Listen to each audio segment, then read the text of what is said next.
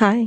இது காலையில் பசங்களை ஸ்கூலுக்கு அனுப்பிச்சி விட்டுட்டு வீட்டுக்கு வந்ததுமே பார்த்திங்கன்னா என்னுடைய ரெகுலர் ரொட்டீன் தான் ஸ்டார்ட் ஆகிடுச்சு. காலையில் 6 மணிக்கு கிச்சன் வேலை ஸ்டார்ட் ஆகி அதுக்கப்புறம் பசங்களை ஸ்கூலுக்கு அனுப்பிட்டு வீட்டுக்கு மற்ற வேலைகள் முடிக்கிறதுக்கே எனக்கு ஒரு 10 மணி போல் ஆகிடுங்க. இந்த வேலைகளை முடிச்சா தான் வீடு கொஞ்சம் பார்க்க நீட்டாக இருக்கும். சோஃபா சரி பண்ணுறது, பெட்டுக்கு கவர் போடுறது எல்லாமே நான் பண்ணிவிடுவேன். இன்றைக்கி கொஞ்சம் விளையாட்டாக எழுந்திரிச்சதுனால இந்த வேலைகளை இன்றைக்கி நான் தான் பார்த்துட்ருக்கேன். நேற்று சாயங்காலம் துவச்சி துணிங்க காலையில் சாதனா மேலே போய் எடுத்துகிட்டு வந்துட்டேன்.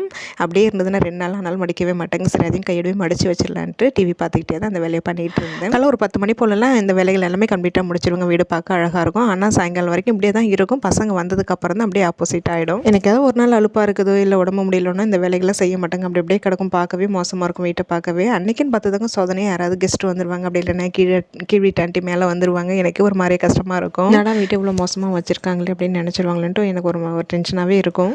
உங்களுக்கு இந்த மாதிரி அனுபவம்லாம் இருக்குதான்னு சொல்லுங்கள். கடைசியாக பெருக்கி தள்ளிட்டேன்னா சாப்பிட்டுட்டு ரெஸ்ட் எடுக்க வேண்டியதான்.